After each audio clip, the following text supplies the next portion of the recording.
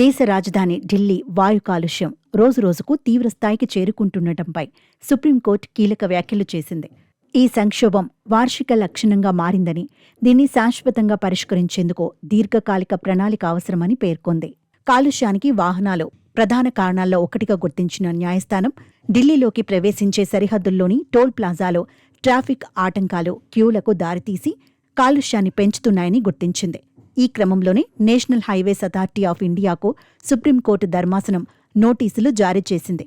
Delhi సరిహద్దుల్లోని 9 toll ప్లాజాలను తాత్కాలికంగా మార్చాలని లేదా సస్పెండ్ చేయాలని ఆదేశాలు జారీ చేసింది. పీక్ వింటర్ నెలల్లో అంటే అక్టోబర్ 1 నుంచి జనవరి 31 వరకు టోల్ సేకరణను నిలిపివేయాలని, జనవరి 31 వరకు టోల్ ప్లాజాలు లేకుండా చూడాలని ధర్మాసనం సూచించింది. టోల్ ప్లాజాలను 50 కిలోమీటర్ల దూరంలో ఏర్పాటు చేయాలని, ఇది ట్రాఫిక్ డైవర్ట్ చేసి కాలుష్యాన్ని తగ్గిస్తుందని పేర్కొంది. అదనంగా commissioner for air quality management తమ దీర్ఘకాలిక చర్యల ప్రణాళికను పునఃసమీక్షించి దశలవారీగా అమలు చేయాలని సుప్రీంకోర్టు ధర్మాసనం ఆదేశించింది.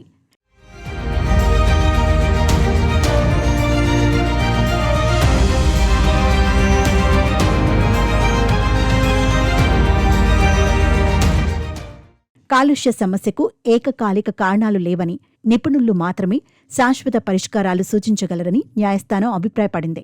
ప్రధానంగా కాలుష్యానికి వాహనాలు కూడా ఒక కారణమని తెలిపింది. అందుకే ఢిల్లీ సరిహద్దుల్లోని 9 టోల్ ప్లాజాలను తాత్కాలికంగా మార్చాలని ఎన్హెచ్ఏఐకి ఆదేశాలు జారీ చేసింది. మరోవైపు దేశ రాజధానిలో వాయు కాలుష్యం తీవ్రతరమవుతుండటంతో ఢిల్లీ ప్రభుత్వం కొన్ని కీలక ఆదేశాలను జారీ చేసింది.